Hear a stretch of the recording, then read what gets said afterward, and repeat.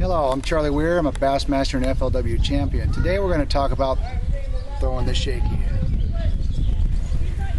Now I want to give you a little bit of my history with the Shakey Head. Back in 2004 on the Bassmaster Tour event, which is now called the Elite Series, I won the Bassmaster Tour event on Smith Lake with the Shakey Head. Quarter-ounce Shakey Head, little finesse worm, something like this, different color. But it was a really tough tournament. It snowed on us, it rained on us. The lake level came up like 12 to 14 feet in a matter of 4 or 5 days, and it was my first and only Bassmaster victory, and it's still, you know, the biggest victory of my career. I don't even know how to tell you guys how big it was, but this little Shakey Head is what made it for me and put my name on the map in the Bassmaster Tour events. Now I want to go through the baits, the terminal tackle, and the line that I use to throw the Shakey Head technique. First off, I have plenty of Yamamoto products. I have Pro Cincos, cut tails, large cut tails. You have Robo zippers. You have Cincos. Again, the smaller cut tail, large cut tail, the Pro Cinco, Robo fat worms, and terminal tackle like in my Shakey Heads. A few more bags of worms over here, and always have to have Seaguar Brazix line. It's the best stuff out there, fishing deep structure, and it just catches the fish. There's many variations and types of Shakey Heads, and I have a few of them here on the deck of my boat. What we're looking at here is a ball head type Shakey Head. It has a weed guard. It keeps the bait on real good and it doesn't come off. We have the regular type Shakey Head with a little barb. This is actually the one exact Shakey Head I won Smith Lake on in Alabama. We have a flat head type Shakey Head. It's really good for large boulders to slide. It slides really good over the boulders.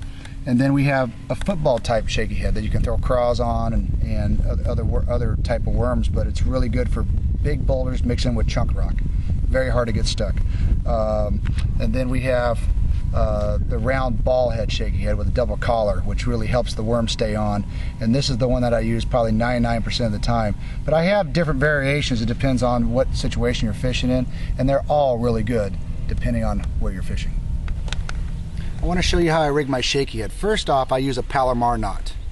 Strongest knot I've ever used. Second off, you want I'm going to rig with an 1/8 ounce Shakey Head, double collar, which helps keep the bait on. You take the nose of your hook, and if you have any worm that has a tail on it, you always want to have the tail facing down. On a straight tail worm, like this worm, it doesn't really matter. You can rig it up or down. But I want to take the nose of the hook, and I want to go about 1/8 of an inch into the worm. Maybe a little bit more, quarter.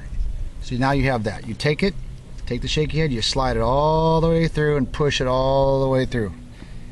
Push it all the way through, and then you turn the hook around into the Shakey Head. And this is the key to a Shakey Head. You don't want any bends or twists or anything on your worm. You want it perfectly straight. You take it and you bend the worm back just a little bit, and you want to put it through, have it all the way through, come through like that, and you want to T-expose it to where you can just barely feel it if you press in. That's the proper way to rig a Shakey Head.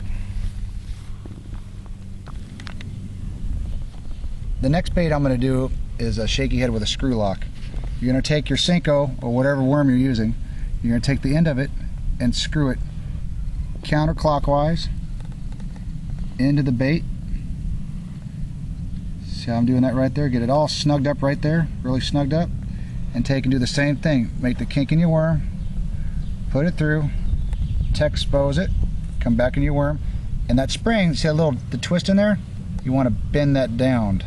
Bend that down to make that worm as straight as possible. It's not always going to be perfect, but it's going to be pretty darn close. And that's how I will rig it on a screw lock. The third type of Shakey Head, the flathead Shakey Head, has a little nub on it. It has a couple little barbs.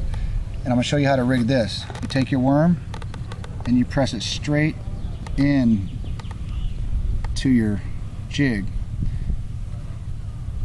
Do the same thing.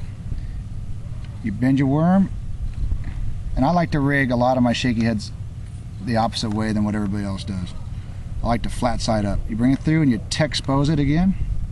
You get it as straight as possible, and that's how you rig with a flathead shaky head. Next, I'm going to rig the football head shaky head with a screw lock. I actually have a little Yamamoto craw here that works really good. You take it like I showed you on the cut tail, and you just twist it in, twist it in, twist it in until it gets firm up against the head of the football head, shaky head.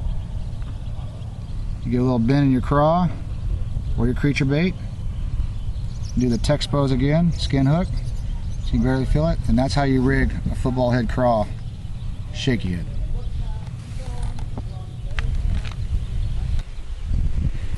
I'm glad I was able to help you guys with some shaky head techniques today. Go out with your friends, have some fun, fish some buddy tournaments, take your kids out and catch some big fish like I do on shaky heads. And thank you for joining me today on Bass Angler Magazine.